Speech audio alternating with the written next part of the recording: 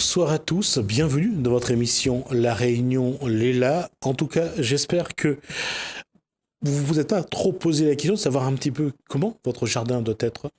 Comment le faire? Est-ce qu'il faut le faire comme les Japonais? Il faut le faire comme je dirais, des gens qui aimeraient bien voir la nature se développer d'elle-même. Alors, à cette question, comment végétaliser votre environnement? Ce soir, nous donnons la parole à deux paysagistes.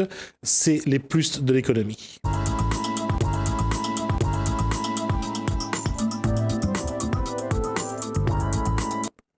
Alors, ça ne sera pas David contre Goliath, mais ce sera David Tardy contre Fabien Lemaître. Il n'a pas dit Shidoshi, il a dit Lemaître. Alors, bonsoir messieurs. Bonsoir, Jesper. Bonsoir. Alors, paysagiste, c'est un métier ou bien c'est un lobby? Un lobby. Un métier, une vocation, une passion. Comment est-ce qu'on peut définir ce métier aujourd'hui, Fabien Lemaître? On fait du beau à partir de n'importe quoi. On travaille beaucoup sur le vivant.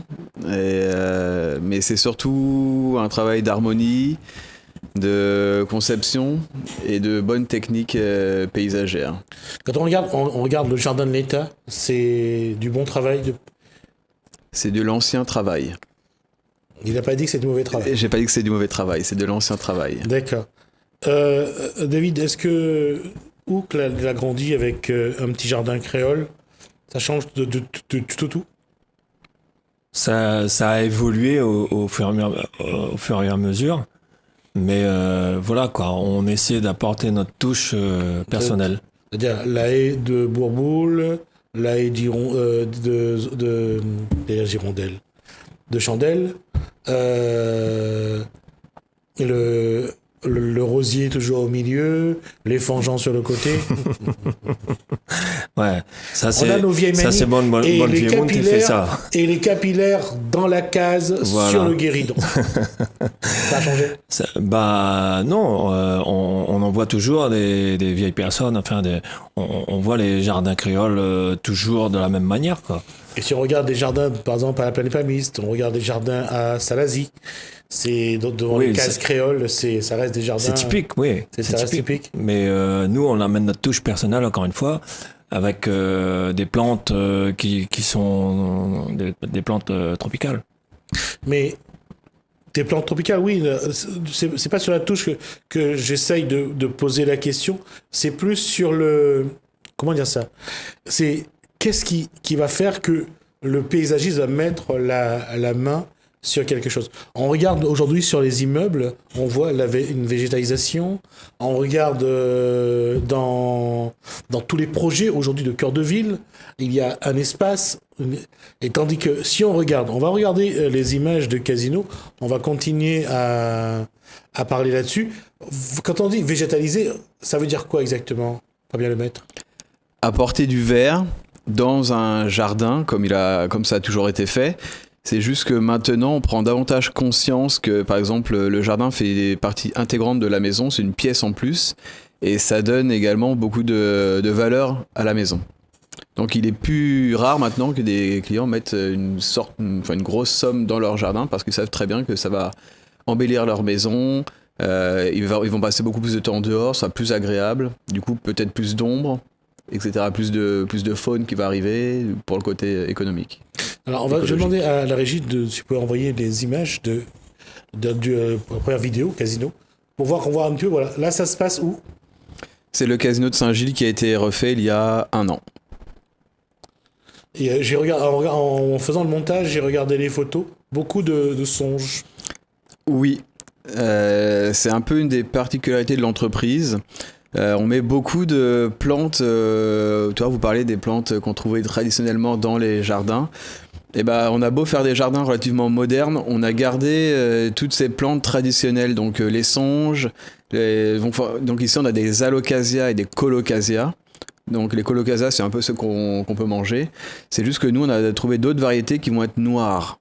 Donc ils donnent vraiment plus de profondeur au jardin, plus de couleurs, ça change un petit peu. Mais c'est toujours la même base de la plante, on va dire. Il y a beaucoup de songes qui font des feuilles énormes, ce qu'on appelle du macrofeuillage. Et voilà.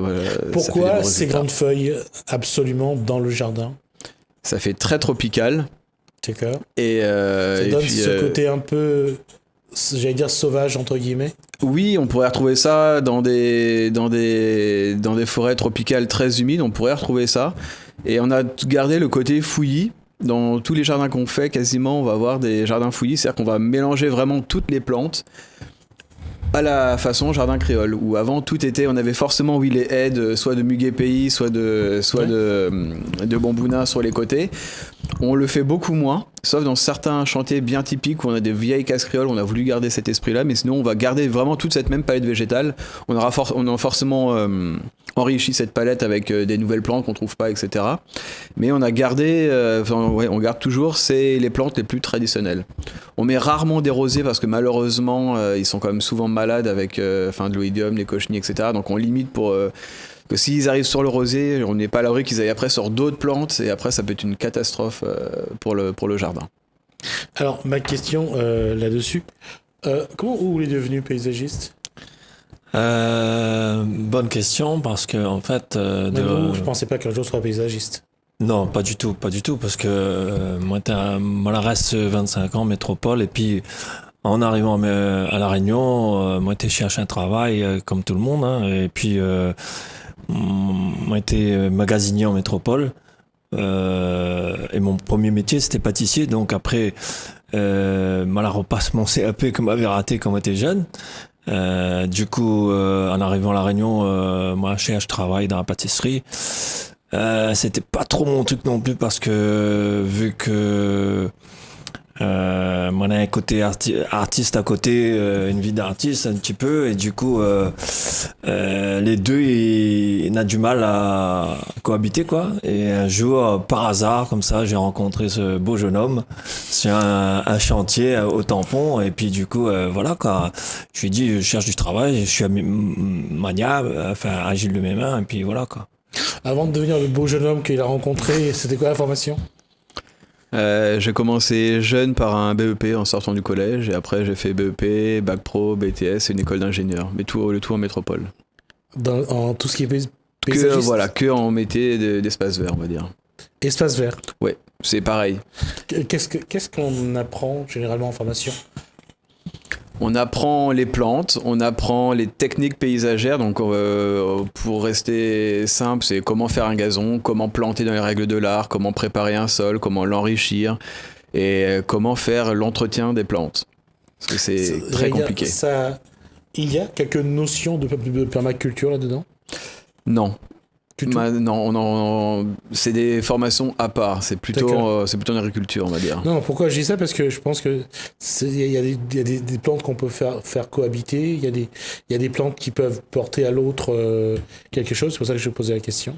Alors, après, on va plutôt appeler ça des associations qu'on pourrait faire dans nos jardins. Oui, on va toujours mettre... avec l'expérience, on sait que telle plante... Alors après, ça va plutôt être esthétique, donne bien à côté de cette autre plante, parce qu'on a des différences de hauteur, les couleurs, donc du coup ça va les mettre en valeur, etc.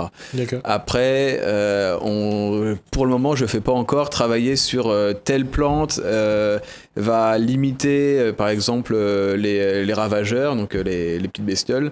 Et donc du coup, je mets ça à plusieurs endroits dans mon massif ou dans mon jardin, comme ça va éliminer ou repousser les ravageurs. Ça, on ne le fait pas encore de trop. On le fait de manière inconsciente en utilisant de la citronnelle. On met beaucoup de citronnelle parce que déjà la plante est belle, il y a un beau vert, ça repousse bien. Et on est censé, on va dire, éloigner un petit peu les moustiques. D'accord. Je vais rigoler un peu, mais bon, c'est tellement facile à le faire. Alors, comment le magasinier pâtissier a mis la main à la pâte et comment il s'est sorti du pétrin? Bah en fait avec beaucoup de volonté et puis un charisme et beaucoup de chance de tomber avec monsieur le maître. Le maître a été un beau shidoshi. Ouais. Et du coup je vais dire aujourd'hui voilà quoi, on a un métier qui est beaucoup prenant parce que on doit commencer très tôt le matin, finir tard, on n'a pas d'heure, on compte pas les heures. Quand il y a un chantier à livrer, il faut cravacher quoi. T'as travaillé jusqu'à quelle heure? Aujourd'hui là? Non. Quand il faut livrer le chantier, jusqu'à quelle heure on peut aller? Bah, À la nuit. Ouais, ça Oui, j'ai arrive. Ouais, compris, mais je voulais avoir l'heure. 22 non, heures, 23 heures. non, Non, quand même j'ai pas. pas fait ça. Non, 17-18 heures maximum, grand maxi, d'accord. ça peut arriver. Mais le matin, l'embauche est à 5 heures. Voilà, souvent. 5 heures, au garde à vous, quoi. À 5 heures parce que c'est le meilleur moment pour travailler. Bah déjà, en plein été, il fait quand même moins chaud quand on commence très tôt. Oui, Et, d'une part, oui, ça, c'est et vrai. après, comme on bosse sur l'ensemble de l'île, donc si on va travailler sur Saint-Denis, on essaye de passer avant les bouchons de Savannah et de Cambrai. Donc on part très tôt. D'accord. Et pétrir la terre, Bah, en fait, la pâtisserie, c'est un art.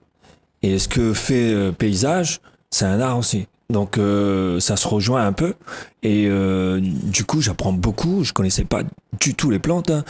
Il me pose une question la première fois, je me rappelle, qu'est-ce que tu connais comme plante? Rien. Même les plantes de la Réunion, je m'intéressais pas aux plantes quand j'étais jeune. ok. Du coup, voilà. Du coup, bah, aujourd'hui, je suis obligé, quoi. Je suis obligé parce que c'est mon métier. On voit des clients tous les jours. Il faut, quand ils posent des questions, faut les répondre, quoi. Ça veut dire qu'il y a eu un travail personnel. Ah ouais, c'est un travail poussé. tous les jours, ouais, tous les jours. J'apprends aussi avec des stagiaires, des apprentis. À ce Je les niveau-là, questionne. À ce niveau-là, je dis ça à Fabien Lemaitre, on apprend de tout le monde parce que tout le monde a quelque chose Tout à fait, qu'on oui. qu'on ne connaît pas. On a tous une expérience, un parcours de vie, Ouais. et du coup, il y a plein de choses qu'on ne connaît Voilà. pas. Qu'on ne connaît pas, ouais. Et j'ai fait aussi, j'ai travaillé aussi dans le bâtiment.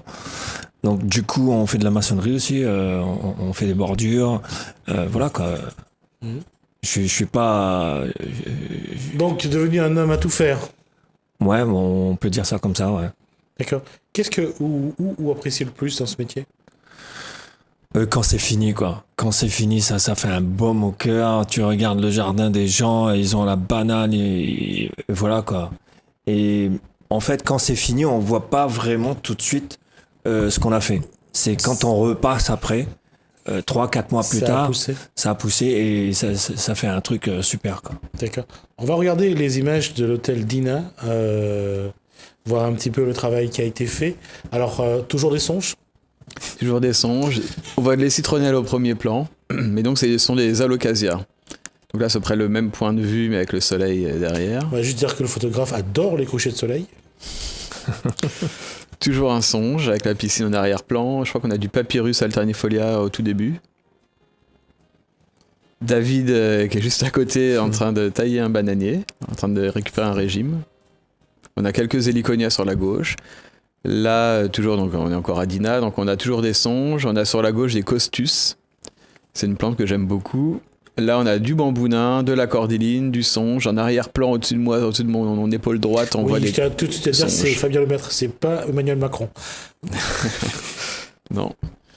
Là, c'est là où David était tout à l'heure, donc toujours beaucoup de songes. Enfin, voilà, c'est un peu notre marque de fabrique. Les songes, donc des alocasias, des colocasias, pas mal de cordyline, on aime bien. Et on va quand même dire quelque chose sur les songes. Ce sont des plantes quand même qui sont résistantes. Oui. Après, il n'y en a aucune qui va être identique aux autres. On le voit par exemple à l'hôtel là. On voit qu'on a des plantes. Bah là, à l'arrière-plan, elle est on va dire à gauche, elle est très grande, et à droite, elle est un peu plus petite. Pourquoi? Elles ont été plantées en même temps, à la même taille. C'est juste que une qui a un peu plus de soleil que l'autre. Selon Exposition au soleil. C'est ça. Si elle a plein ombre, elle va être plus petite. Si elle est plein soleil, elle va être pas très grande, mais les feuilles très érigées. En D'accord. fait, voilà, le soleil fait beaucoup de choses. Et ça, il faut le connaître. Il faut savoir, il faut avoir un minimum d'expérience pour savoir que telle plante va à tel endroit et pas à un autre, et qu'à tel endroit, même si elle aime pas, elle va quand même pouvoir pousser, mais d'une autre manière. D'accord. Il y a quelque chose que je voudrais vous dire. Tout à l'heure, on a parlé d'exposition au soleil. Tout à l'heure, David parlait du bonheur que vous apportez aux gens avec ces jardins. La question, c'est aujourd'hui, ces paysages qui se créent, quelle que soit la surface, dans un jardin ou ailleurs, il y a une chose que les gens ajoutent beaucoup, c'est le bien-être. C'est les pierres, c'est la fontaine, c'est le bruit de l'eau. Et ça, c'est un élément que les paysagistes ont déjà intégré depuis un moment. Alors oui, nous on ne fait pas vraiment de fontaine parce que c'est pas dans ce que je veux faire. Par contre, il y a beaucoup de piscines. On travaille beaucoup avec des piscinistes. Donc, bon, après, il y a plein de techniques pour travailler. Donc, des fois, c'est les clients qui nous appellent, on gère tout. Parfois, c'est un architecte qui nous appelle, qui a déjà ses autres corps de métier avec un plombier, etc. Et donc, un pisciniste. Et donc, là, nous, après, on va mettre la piscine en valeur. On verra sur les dernières photos. Donc, une belle piscine qui a été mise en valeur par notre travail. Dans un instant, on va regarder ça, mais je reviens à ce que je disais, c'est que est-ce que les gens vous demandent de tenir compte un petit peu du feng shui, du reiki dans la construction de leur jardin? Alors honnêtement, c'est assez rare. On nous demande parfois des espaces zen, mais chacun, on le voit avec le temps, chacun a sa définition de l'espace zen qui n'est pas celle que j'ai apprise, par exemple. Donc avant de dire oui on va faire un jardin zen, ça va être qu'est-ce que vous entendez par faire un jardin zen. Donc c'est soit que du caillou avec une statue de Bouddha au milieu et 2 bambous derrière, ou ça peut être quelque chose de complètement différent avec de l'eau, avec des petites pagodes, des ponts, avec un bassin à koi. Voilà, et ça ce qui serait pas forcément un jardin zen mais plutôt un jardin japonais qui est encore un autre type de jardin. D'accord. L'espace de 40 secondes, je vous propose une petite balade en musique et vous allez voir ce que c'est parfois être zen.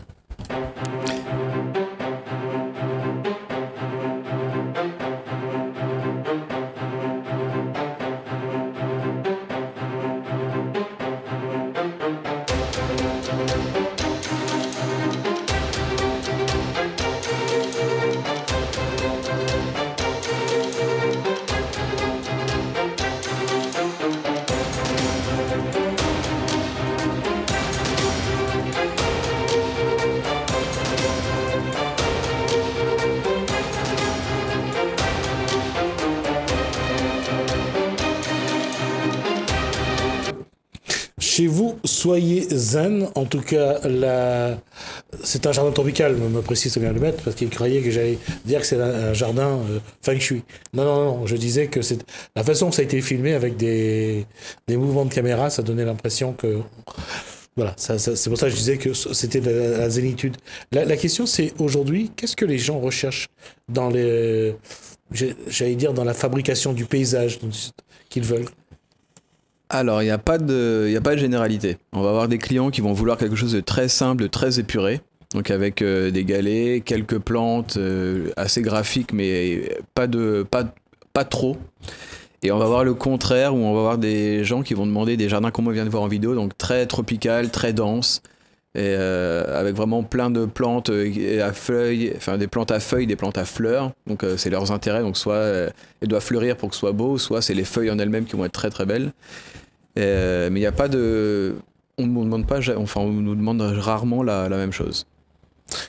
Là-dedans, comment marier le paysage que veut la personne et garder un petit peu l'authenticité du jardin réunionnais? En fait, comme Fabien disait tout à l'heure, on va demander aux clients savoir qu'est-ce qu'ils voudront. Donc, à l'heure d'aujourd'hui, on travaille avec des architectes qui sont directement en contact avec les clients pour voir avec eux directement qu'est-ce qu'ils veulent. Donc là-dessus, après, nous, on va apporter notre savoir-faire. Ça fait 6 ans, si je ne me trompe pas, on va sur la 7e année que la société existe. 8e année. 8e année. Ah, on vieillit. Du coup, on a des gens très compétents. Même malgré que moi, j'ai pas de diplôme, je suis responsable de l'entretien chez Paysage. On a des gens qui sont diplômés dans ce corps de métier. D'accord. Et comment ça doit évoluer? Comment évolue le métier de paysagiste aujourd'hui? Est-ce que tout le monde peut faire son jardin? Est-ce que l'apport, l'appui d'un professionnel, c'est quelque chose qui change la donne? Je pense que oui, parce que je me mettrai pas mécano, je me mettrai pas construire ma maison, donc c'est pareil pour le jardin. Tout le monde peut arriver à le faire, mais tout le monde n'arrivera pas à faire la même chose. Mais c'est ouvert à tout le monde. J'allais dire qu'un paysagiste, c'est quelqu'un qui est capable d'avoir déjà dans sa tête le jardin, qui va pouvoir transmettre, qui va pouvoir transcrire dans l'espace qui lui est donné. C'est ça, quand on le dessine, on sait d'avance à quoi il va ressembler. C'est pour ça qu'on sait déjà en mettant cette plante-là et cette plante-là à côté, je sais déjà d'avance quelle hauteur ça va donner à voir et ce que ça va donner. Donc oui, on sait tout, enfin on connaît, quand on plante, même si c'est encore tout petit, on sait déjà à quoi il va ressembler le jardin. Je voudrais même dire, on fait rien au hasard, quoi. On laisse pas la place au hasard, tout est millimétré, c'est comme pour faire un gâteau, si tu mets 10 grammes de farine en plus, c'est raté. Et quand les gens viennent vous demander des informations, vous les donnez quand même, vous les accompagnez quand même si quelque part ils prennent votre travail? Oui, bah après moi, oui, on nous envoie des mails de temps en temps pour nous demander, je cherche tel plan, dans quelle pépinière est-ce que je pourrais aller, donc on répond. Ça pose pas de problème? Bah non. Non, aucun. D'accord. Et on va terminer là-dessus parce qu'il nous reste 1 minute. Vous avez une adresse, une page. Eh ben, on peut aller sur le site internet, donc www.paysage.re, donc paysage avec un S à la fin. Et dessus, il y a toutes les photos, enfin pas beaucoup de photos de chantier, en cours ou terminées, et toutes les coordonnées pour nous contacter. D'accord. Messieurs, merci d'avoir été nos invités. Merci beaucoup. Donc David Tardy et donc Fabien Lemaitre, donc deux paysagistes qui aujourd'hui donnent un autre visage à l'authenticité réunionnaise. Je vais juste ajouter...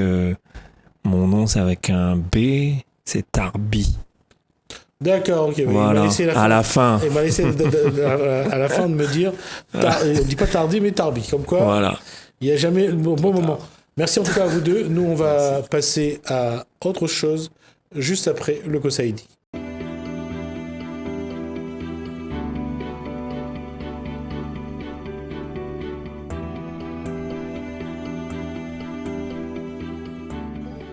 Saint-Louis, l'association Notre l'Avenir, l'est à nous et le contrat de ville vous propose Viens boucher dans le quartier Rochemaigre.